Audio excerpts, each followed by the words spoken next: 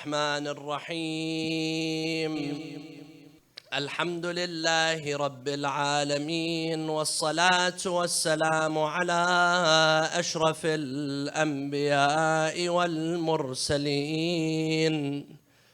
حبيب إله العالمين أبي القاسم المصطفى محمد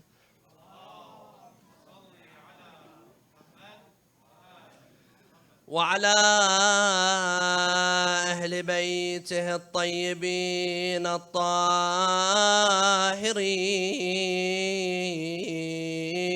صلى الله عليك يا رسول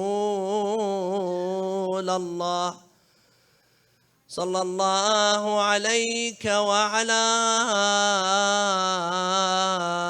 أهل بيتك المظلومين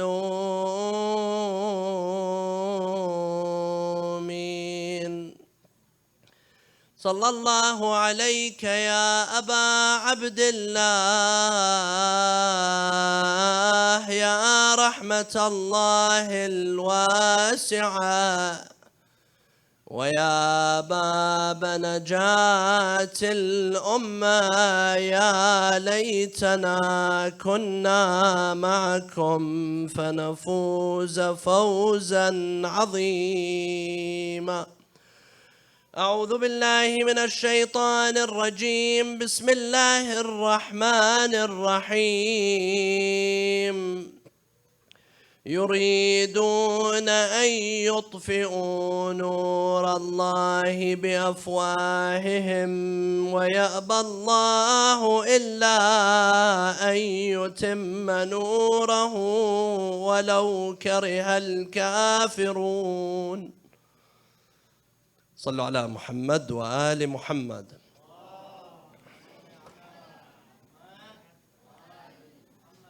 Another salawat for the love of Aba Abdullah Al-Hussein alayhi salam.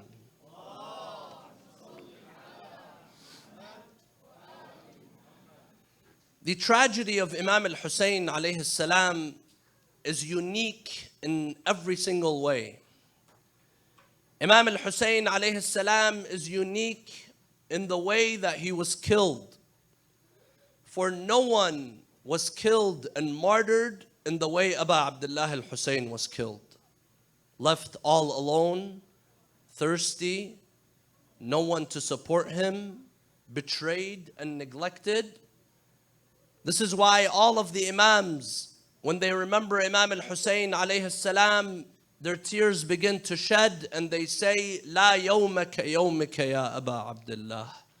There is no tragedy like the tragedy of Aba Abdullah Al-Hussein alayhi salam.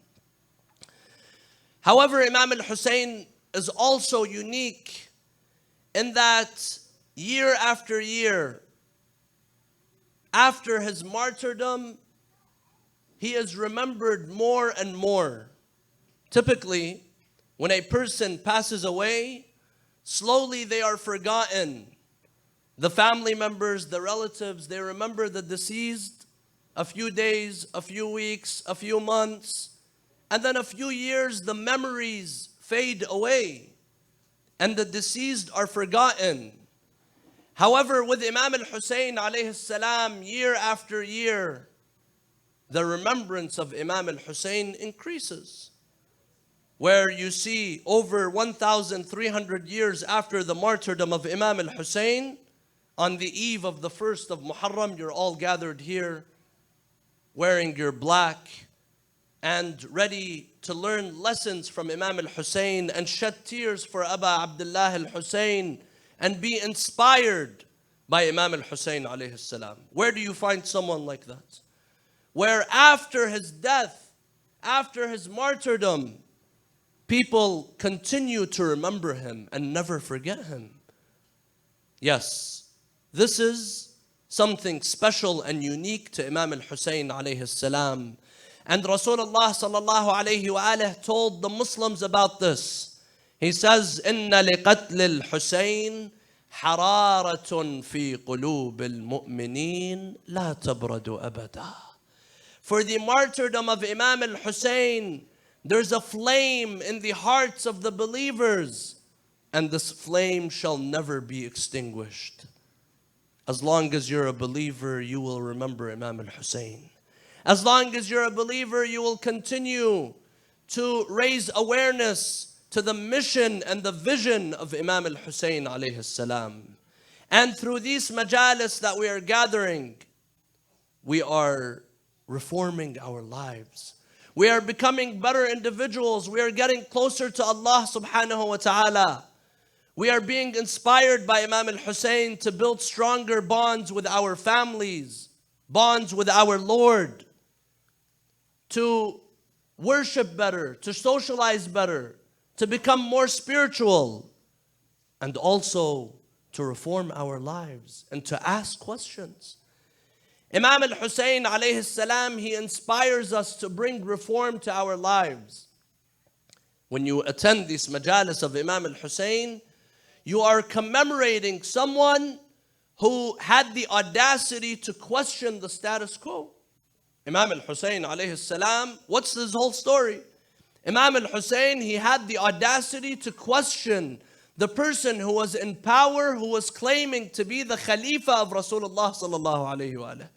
Meaning that Yazid was not only claiming to be a political ruler, Yazid was claiming religion as a backup. He was claiming to be the Khalifa of Rasulullah sallallahu alayhi wa alayhi. But Imam Al-Hussein alayhi salam, he dared question him. He dared question the authority of Yazid. And today, as followers of Imam Al-Hussein, we have to reform our lives. We have to see where in our lives requires reform. Whether it has to do with my family, whether it has to do with my spirituality, whether it has to do with my worship, whether it has to do with my relationships. If there needs reform, then I must address the difficult questions and bring reform to my life. This is what Imam Al-Hussein alayhi salam wants from us. Today, my dear brothers and sisters, on the eve of the 1st of Muharam, all over the world, people are commemorating and remembering Imam Al-Hussein. In this country, in Europe, in Asia, in the Middle East, all over the world, people are gathering to commemorate Imam Al-Hussein alayhi salam. Of course, not all people. It is only those who are privileged. It is only those who are lucky to give condolences to Rasulullah sallallahu alayhi wa alihi and Fatima al-Zahra. One question that arises is that why is it that only one group of people are commemorating Imam Al-Hussein alayhi salam and many other Muslims are indifferent? Many other Muslims, they live their lives as if it was a normal person, Imam Al-Hussein, okay, he was killed. Let's move on with our lives. It's not a big deal. Why is it that only the followers of the Ahl al-Bayt, they make a big deal of Ashura and commemorate Imam Al-Hussein alayhi salam, while others are either indifferent or some are celebrating on the day of Ashura? You know, some people, the day of Ashura, they take it as a day of celebration. And this was the sunnah that was started by the Umayyads after killing Imam Al-Hussein alayhi salam. And this is why in Ziyarat Ashura, the Imam alayhi salam, he says, إن هذا يوم تبركت به بنو أمية وابن آكلة الأكباد. This is the day of Ashura, a day that Bani Umayyah, the Umayyads, they took as a day of barakah. And today you find there are some Muslims that are celebrating, congratulating one another on the new year and celebrating as the days of Ashura approach. So the question is, why did this emerge? Why do we have this difference? Why are some people celebrating while other people are mourning? Isn't Imam Al-Hussein the grandson of the Prophet? Isn't Imam Al-Hussein the one who his blood and flesh is the blood and the flesh of Rasulullah? Husaynun minni wa ana min Hussein. Was Imam Al-Hussein just a nobody? Of course not. Imam Al-Hussein was with the Prophet and the Prophet showed his love to him. Why is it that there are some that neglect Imam al-Hussein, and they're very indifferent about what happened to Imam al-Hussein alayhi salam. My dear brothers and sisters, these are questions that we have to ask. Not to cause differences, not to cause division. Imam al-Hussein alayhi salam, when he rose, when he spoke against Yazid, there were many fingers pointed to him as he is accusing him of being a person who's causing division within the ummah, within the Muslims. But Imam al-Hussein, he made it clear, إِنِّي لَمْ أَخْرُجْ أَشِرًا وَلَا بَطِرًا وَلَا مُفْسِدًا وَلَا ظَالِمًا وَإِنَّمَا خَرَجْتُ لِطَلَبِ الْإِصْلَاحِ فِي أُمَّةِ جَدِّي خَرَجْتُ لِآمُرَ بِالْمَعْرُوفِ وَأَنْهَى عَنِ الْمُنْكَرِ. He says, I'm not rising to cause fitna, to cause division, to cause fighting and war and bloodshed. I'm rising to enjoin the good and forbid the evil. And my dear brothers and sisters, sometimes we have to speak the truth, even if that means we are alone. Sometimes we have to speak and stand for our principles, even if that means everyone will stand against us. This is what we learned from Imam al-Hussein. To defend our faith and defend the truth, even if we are alone. Just as Imam al-Hussein alayhi salam was alone. So why was Imam al-Hussein alone on the day of Ashura? And why is it that until today there are some that celebrate or some that are indifferent about the martyrdom of Imam al-Hussein alayhi salam? The answer, my dear brothers and sisters, is that immediately after the death of Rasulullah sallallahu alayhi wa alihi, there was a struggle between two narratives. There was a clash between two narratives, two ideologies. One was the narrative of the Quran and Rasulullah and the Ahl al-Bayt. And on the other side was the narrative of the opposition that wanted to crush the Quran and Rasulullah and the Ahl al-Bayt alayhim salam. And this clash kept taking place until it culminated 50 years after the death of Rasulullah sallallahu alayhi wa alihi into the day of Ashura, where the very grandson of Rasulullah sallallahu alayhi wa alihi was butchered in the middle of day by an army claiming to be a Muslim army. This clash of narratives, it continued to clash and struggle with one another immediately after the death of Rasulullah sallallahu alayhi wa alihi, until it reached the state where the very grandson of Rasulullah was killed. And that was not enough for them. This group, they came to power, and after killing Imam al-Hussein, they declared that the day of the martyrdom of Imam al-Hussein is a day of Eid, a day of celebration, and a day of barakah. And this clash, it has its pre-Islamic roots. Yazid, he was in power 50 years after the death of the Prophet, and they brought the head of Imam al-Hussein in front of him.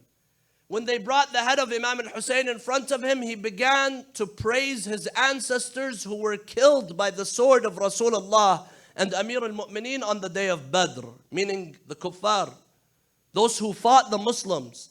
He saw the head of Imam al-Hussein in front of him, and he begins to say, لَيْتَ أَشْيَاخِي بِبَدْرٍ شَهِدُوا جَزَعَ الْخَزْرَجُ مِنْ وَقْعِ الْأَسَلِ لَأَهَلُّوا وَاسْتَهَلُّوا فَرَحًا ثُمَّ قَالُوا يَا يَزِيدًا لَا تَشَلْ. He began to praise his ancestors as if there was no Islam, as if there was no religion. And my dear brothers and sisters, this narrative, this clash against the Ahl al-Bayt continues to live until today, where there is a group of people that celebrate the death of Imam al-Hussein and the martyrdom of Imam al-Hussein.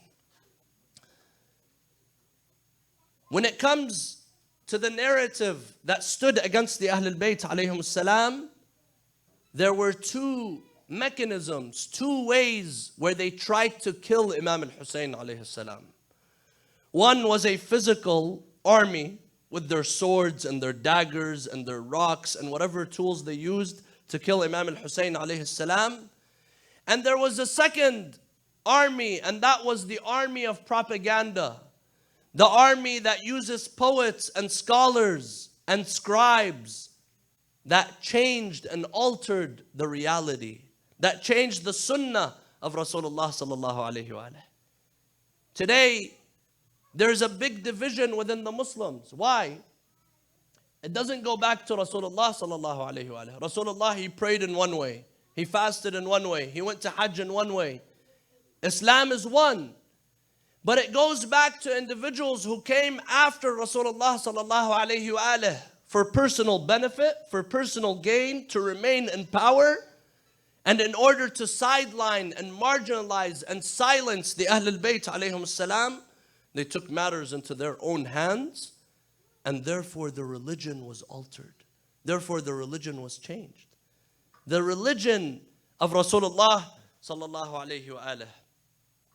This is why there was the physical army that waged a war against Imam Al-Hussein alayhi salam on the day of Ashura, and there was the propaganda army that was recruited by the Umayyads and those who came before the Umayyads, and then after the Umayyads, who silenced the Ahlul Bayt alayhim salam and tried to silence the narrative of the Ahlul Bayt alayhim salam. However, despite all of that persecution, despite the physical attacks against the Ahlul Bayt and the verbal assaults and propaganda against the Ahlul Bayt, the narrative of Imam Al-Hussein remains alive until today. This is how Imam Al-Hussein is unique.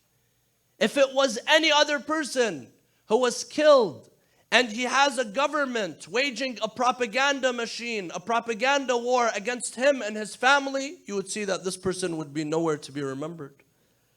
But Imam Al-Hussein alayhi salam, he was not only killed, his whole family were killed, and there were speakers all over the Muslim world during the time of Muawiyah and Yazid, and that lasted for 80, 90 years. And until today, Imam Al-Hussein is remembered. Isn't this a sign that Imam Al-Hussein is from God? Isn't this a sign that Imam Al-Hussein is associated with Allah subhanahu wa ta'ala? Yes. Imam Al-Hussein alayhi salam is remembered because Imam Al-Hussein is a light that is sent by Allah subhanahu wa ta'ala. And no one can extinguish a light that God sends to people. Allah says in the Quran, يُرِيدُونَ أَن يُطْفِئُوا نُورَ اللَّهِ بِأَفْوَاهِهِمْ وَيَأْبَى اللَّهُ إِلَّا أَن يُتِمَّ نُورَهُ وَلَوْ كَرِهَ الْكَافِرُونَ. They try to extinguish the light of God with their mouths and with their words, but the light of God will continue despite what the kafirin, despite what the disbelievers say and do. And Imam Al-Hussein is a light that is associated with Allah subhanahu wa ta'ala. This is why despite all of the odds, Imam Al-Hussein is remembered. Imam Al-Hussein continues to be remembered. Yazid died, Muawiyah died, all of the army, they are nowhere to be remembered. And Imam Al-Hussein, he is alive and he is remembered, and he's alive in the hearts of every single mu'min and believer. How did this happen? This happened because the Ahlul Bayt alayhim salam insisted on their followers to remember Imam Al-Hussein. They insisted on their followers to continue their legacy and the memory of Imam Al-Hussein alive. And before the Ahlul Bayt, it was God that ordered. Today people, they ask you, why do you gather to attend these majalis of Imam Al-Hussein alayhi salam? We gather to attend these majalis because God has ordered us to do so.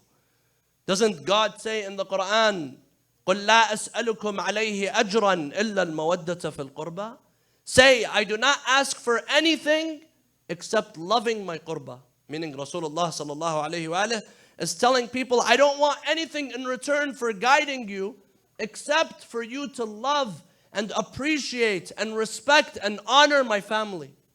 And by gathering in these majalis, we are fulfilling our mawaddah. We are fulfilling our duty, our religious obligation to Allah subhanahu wa ta'ala. And Rasulullah sallallahu alayhi wa alayhi instructed people to show love to the Ahlul Bayt and the Imams of the Ahlul Bayt. Imam Ja'far al-Sadiq alayhi salam, he tells one of his companions by the name of Al-Fudayl bin Yasar, he tells him, أَتَجْلُسُونَ وَتَتَحَدَّثُونَ?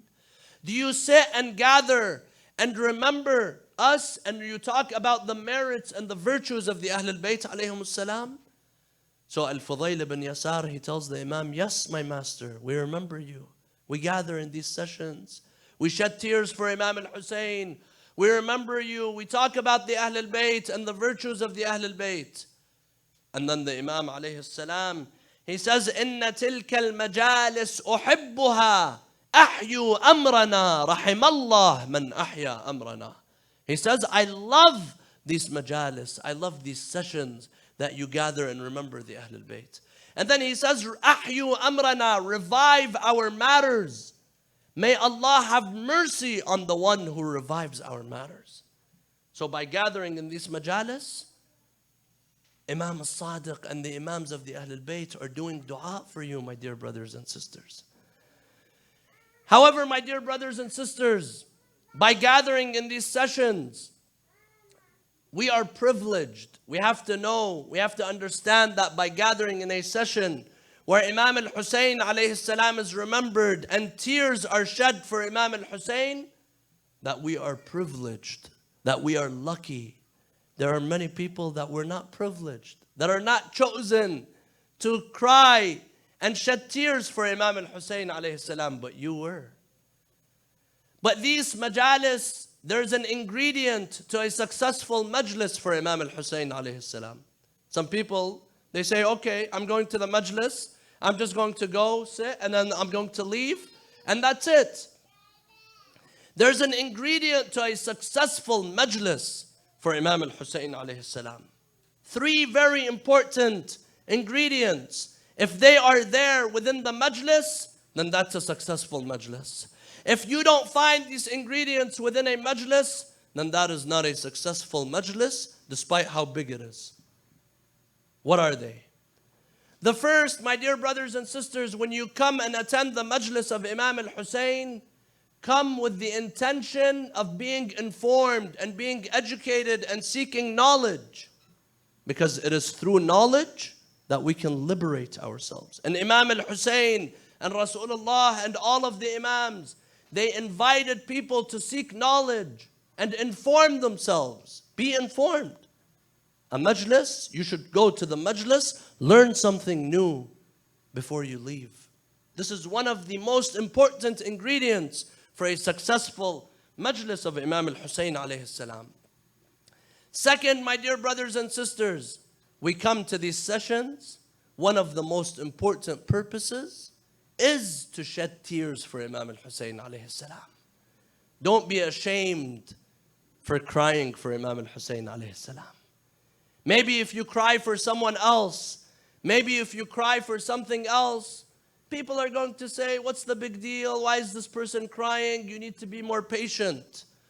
But there's no shame for crying for Imam Al-Hussein alayhi salam. Because Rasulullah sallallahu alayhi wa was the first to cry for Imam Al-Hussein. And the Imams of the Ahlul Bayt, they all cried for Imam Al-Hussein alayhi salam. So when you come here, try to shed some tears for Abu Abdullah, for the tear for Imam Al-Hussein will extinguish flames of the hellfire on the Day of Judgment. Shed tears for Imam Al-Hussein alayhi salam. The Imam Al-Sadiq, he says, Allahumma arham tilka as-sarkhati allati kanat lana. May Allah have mercy upon the cries that cried for us. When you cry for Imam Al-Hussein, Imam Al-Sadiq is doing dua for you. Rasulullah is doing dua for you. The Ahlul Bayt are pleased with you. This was the second point. The third point, my dear brothers and sisters, in a majlis of Imam Al-Hussein, an important ingredient is to be informed, to shed tears, emotionally moved, and third, be inspired by Imam Al-Hussein. Don't just come to the majlis, learn something new, shed tears, and then leave as if nothing has happened. No, come to the majlis, attend these Ashura majalis, and leave as a different person. Leave as a person who's inspired to be like the followers of Imam al-Hussein, to be like Zuhair and Burayr and Abis and those companions of Imam al-Hussein alayhi salam. Try to be like those who supported and stood with Imam al-Hussein alayhi salam. Now, my dear brothers and sisters, we're talking about the narrative of Imam al-Hussein. There was this clash of narratives. One group tried to silence and marginalize and kill Imam al-Hussein, and they did kill Imam al-Hussein, and they tried to silence Imam al-Hussein, but the narrative of Imam al-Hussein survived. And you are the proof. Over 1,000 years after the martyrdom of Imam al-Hussein, you are gathering to commemorate and listen to the words and shed tears for Imam al-Hussein alayhi salam, to hear the story of Imam al-Hussein alayhi salam. So now, one question that some people ask is this story that we hear of Imam al-Hussein. We hear on the day of Ashura, Imam al-Hussein woke up, he lined his men, he put his Ahl al-Bayt in the middle, he put Zuhair and Burayr on this side, and he gave the banner, the flag to Abu al-Fadl al-Abbas, and he came and he delivered a speech, and then Shimr ibn al-Jawshan comes to him, and then he says this, and all these things happened. Some people, they come and they ask, how do we know this? This was an event that took place 1,300 years ago. How do we know of all of the events that took place on the day of Ashura? How accurate, how authentic is what we hear being said on the pulpits? And the reason why I'm mentioning this on the first night is because we're going to be hearing some of the events that take place on the day of Ashura. So we should know how authentic all of what we hear is. First of all, the martyrdom of Imam al-Hussein alayhi salam and how Imam al-Hussein was martyred, we hear about it from Rasulullah sallallahu alayhi wa alayhi. The first to tell the Muslims the story of Imam al-Hussein and what will happen to Imam al-Hussein was Rasulullah himself. And this is according to all Muslims, Sunni and Shia. They narrate that Rasulullah sallallahu alayhi wa alayhi, in several instances, he would see Imam al-Hussein. He would hold Imam al-Hussein and he would begin to cry for Imam al-Hussein alayhi salam.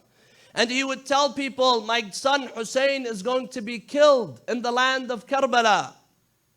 Ahmad ibn Hanbal, he narrates from Salama, the wife of Rasulullah sallallahu alayhi wa alayhi.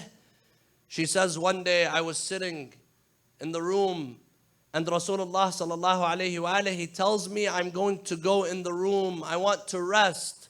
Don't allow anyone to enter. I'm tired.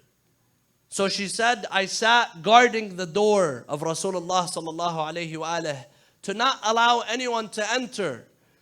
She said, as I was sitting there, suddenly this young child, Imam al-Hussein, he runs past the door and he throws himself on the chest of Rasulullah sallallahu alayhi wa alayhi.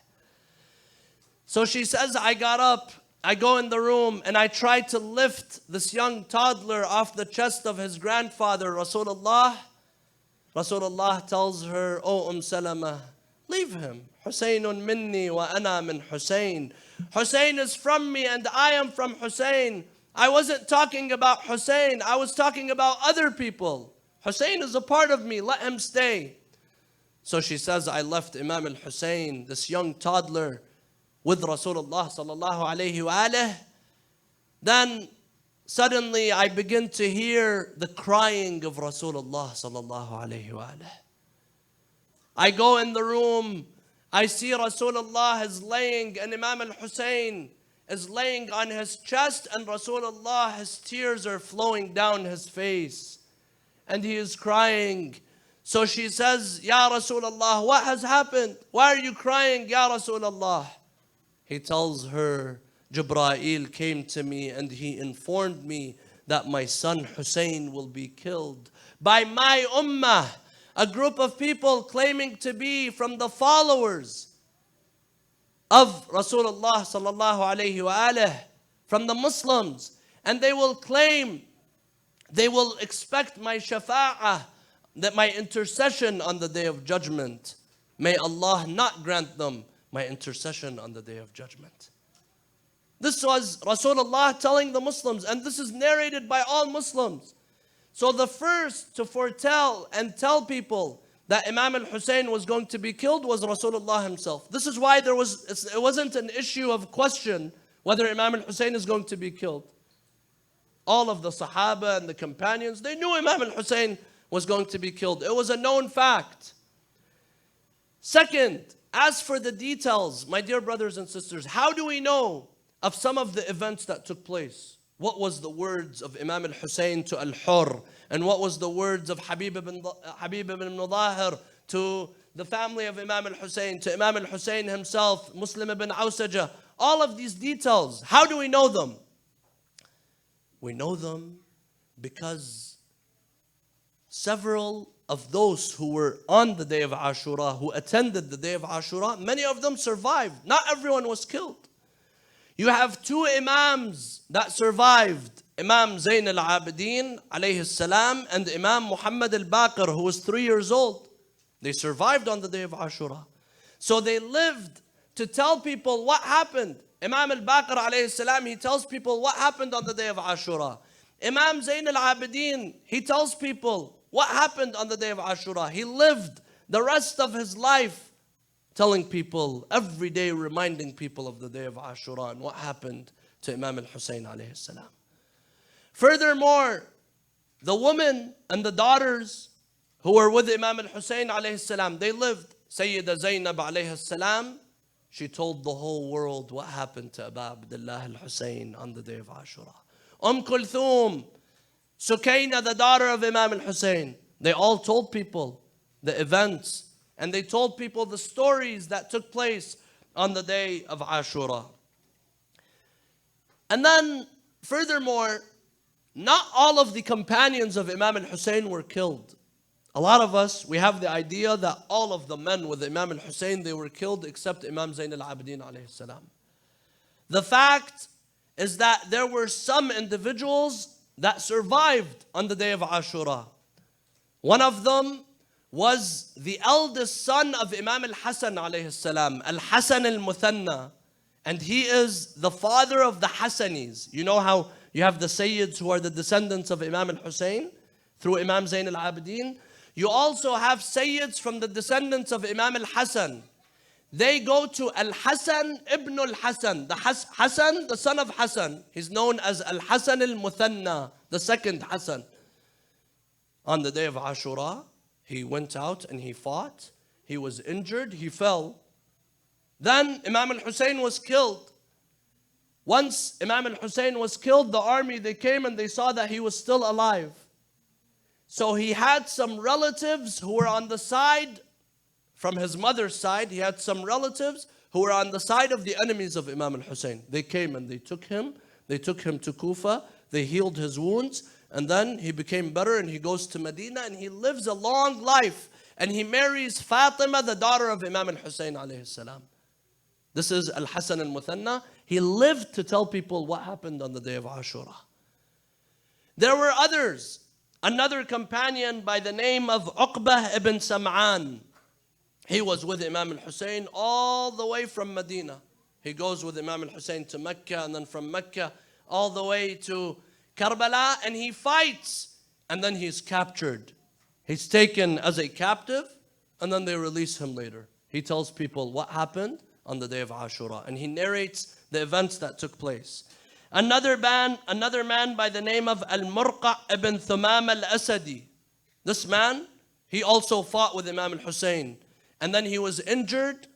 Then after the battle, the army comes and each tribe, they want to behead those who were with Imam Al-Hussein so that they could take a head as a prize to Ubaydullah ibn Ziyad. This tribe comes and says, see, we brought this head. And then he gives them money. So this man, he was injured. But his tribe, the Asadi tribe, who were living around Karbala, they come and they say, no, the battle is over. This man is from our tribe. We're not going to allow you to kill him. So they take him as a prisoner to Ubaydullah ibn Ziyad. And Ubaydullah ibn Ziyad, he says, I will let him live as long as he is excommunicated. And he cannot stay in Kufa. He lived to tell people what happened on the day of Ashura. Another man by the name of Al-Dhahhak ibn Abdullah al-Mashriqi al-Hamadani. This man, he was with Imam Al-Hussein alayhi salam. He joined the caravan of Imam Al-Hussein while Imam Al-Hussein was traveling from Mecca to Karbala. You know, Imam Al-Hussein, his whole journey, he was recruiting followers. Not because he needed supporters, not because he needed a number. Imam Al-Hussein knew he was going to be killed. He was recruiting followers to join him so that they can attain victory. And by the way, Imam Al-Hussein is recruiting followers until today.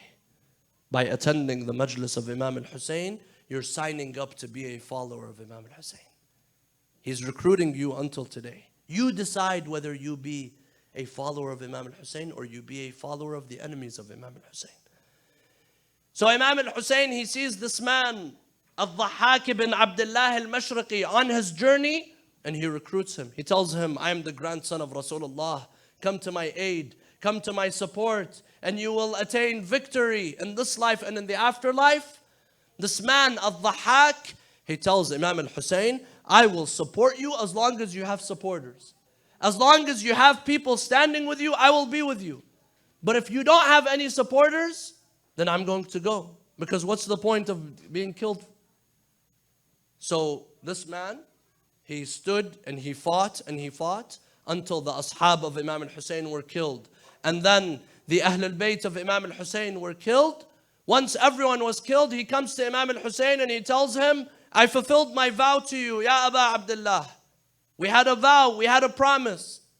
Imam Al-Hussein tells him, yes, you gave me your word, you defended me, and now you're free. Take my horse and go.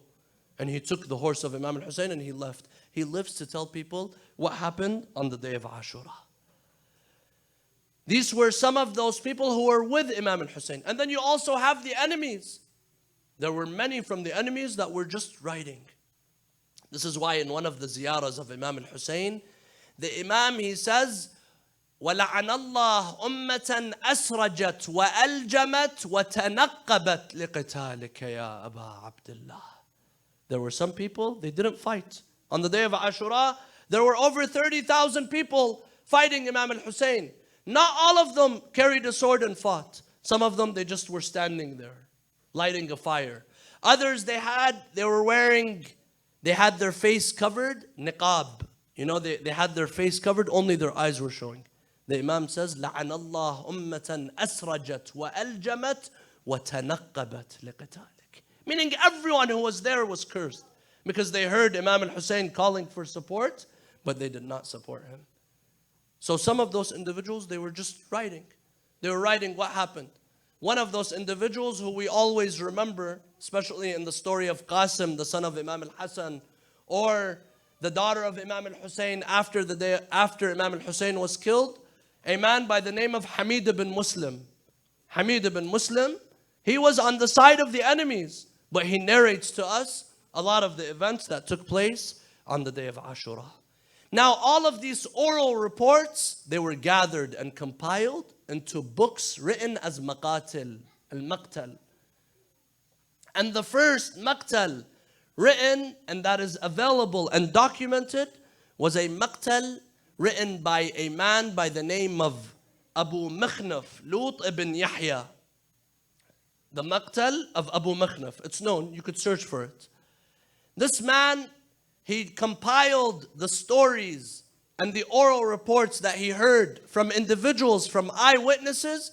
He gathered them and he wrote them into the book of the Maqtal of Imam Al-Hussein alayhi salam.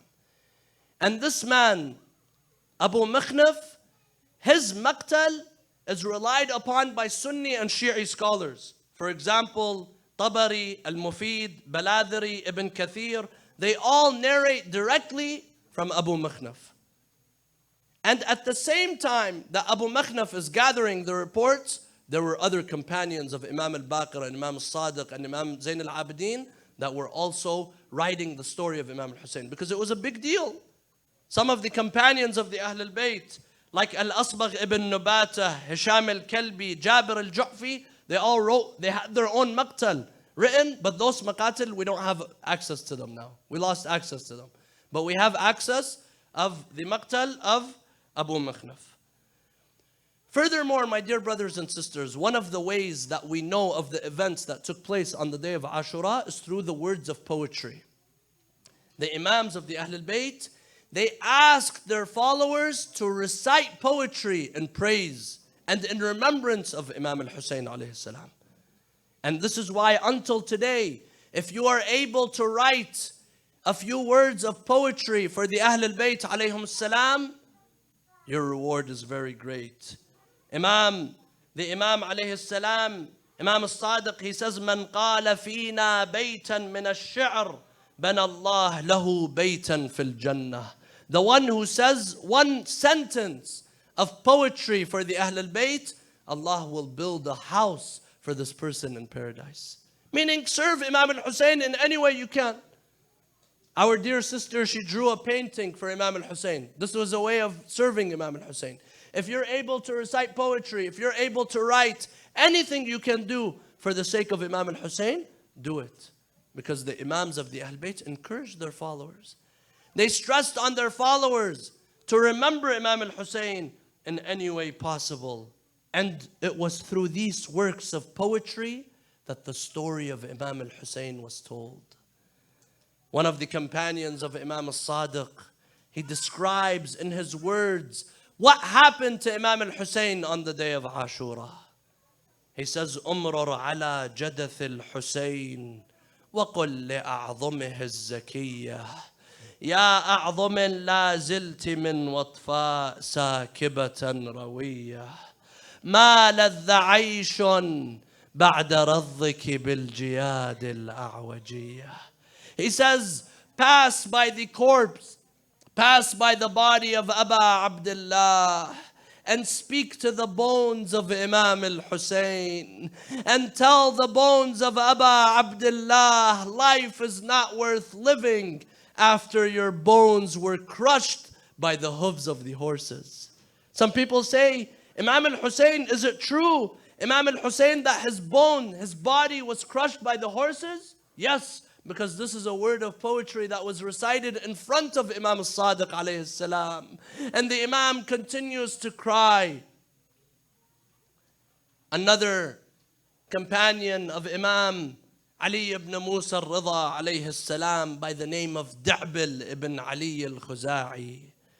This man, Da'bil al-Khuzai, he writes a poem and he travels all the way from Kufa. He goes all the way to Khurasan to see Imam Ali ibn Musa al-Ridha alayhi salam. When he sees the Imam, the Imam tells him, "Oh Da'bil, I heard that you have written poetry in praise of the Ahl al-Bayt, eulogizing Imam al-Hussein alayhi salam." Da'bil tells him, "Yes, oh my master, I wrote a poem eulogizing Aba Abdullah." So Imam al-Ridha, he tells him, "Then read it for me, oh Da'bil." Da'bil begins, "Afatimu law khilti al-Hussein mujaddalan." He begins by giving condolences to Fatima al-Zahra. When you lose a loved one, the first person you give condolences to is that person's mother. That grieving mother, you go and you give her condolences. Imam al-Ridha, he tells him, "Oh Da'bil, I want you to recite in the way that you recite over the grave of Aba Abdullah." And then he calls the women and the children. He gathers them, he seats them. He tells them, "Now listen to the majlis of Imam al-Hussein." So Da'bil, he begins, "يا ناعيا إن جئت طيبة مقبلا عرج على مكسورة الضلع معولا وحدث بما مضى الفؤاد مفصلا فاطم لو خلت الحسين مجدلا وقد مات عطشانا بشط فراتي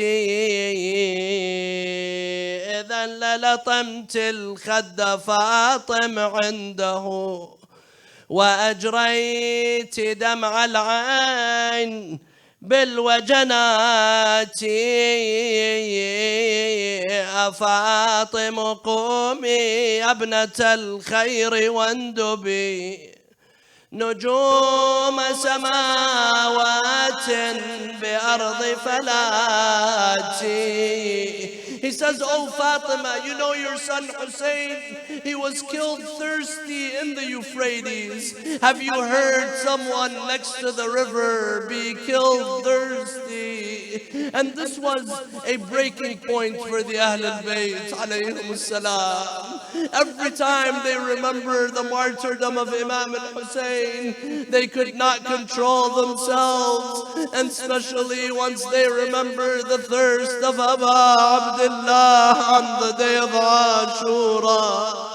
Imam Zayn al-Abidin alayhi salam, he lived after Ashura every day in his life. He would commemorate and tell people what happened to Aba Abdullah. He would go to the butchers. He sees the butchers, they're ready to slaughter the sheep. He tells them, Ya ma'ashir al-qassabin. Oh butchers, I have a question to ask you. I have something on my mind I want to ask you. They tell him, yes, Ya ibn Rasulullah, what do you want to ask us? He tells them, I ask you before slaughtering the sheep, do you give it some water? They say, yes, Ya ibn Rasulullah. This is the sunnah. This is what Islam taught us. To even respect the animal, to give it water before butchering it, before slaughtering it. And then he would face Karbala, and he would say, Assalamu alayka ya Aba Abdullah. Oh Father, they killed you thirsty. They butchered you thirsty without giving you a drop of water. لا حول ولا قوة إلا بالله العلي العظيم. إنا لله وإنا إليه راجعون. نسألك اللهم وندعوك باسمك العظيم الأعظم الأعز الأجل الأكرم يا الله. يا الله يا رحمن يا رحيم يا مقلب القلوب ثبت قلوبنا على دينك. اللهم اغفر للمؤمنين والمؤمنات الأحياء منهم والأموات. تابع اللهم بيننا وبينهم بالخيرات. إنك مجيب الدعوات، إنك غافر الخطيئات، إنك على كل شيء قدير. السلام عليك يا أبا عبد الله. السلام عليك وعلى الأرواح التي حلت بفنائك وأنا آخذت برحلك. عليك مني سلام الله أبدا ما بقيت وبقي الليل والنهار، ولا جعله الله آخر العهد مني لزيارتكم. السلام على الحسين وعلى علي بن الحسين وعلى أولاد الحسين وعلى أصحاب الحسين، وإلى أرواح المؤمنين والمؤمنات والعلماء والشهداء نهدي ثواب الفاتحة مع الصلوات. There's a nadmiya, right? There's a nadmiya, please. Everyone wait and stand for the nadmiya.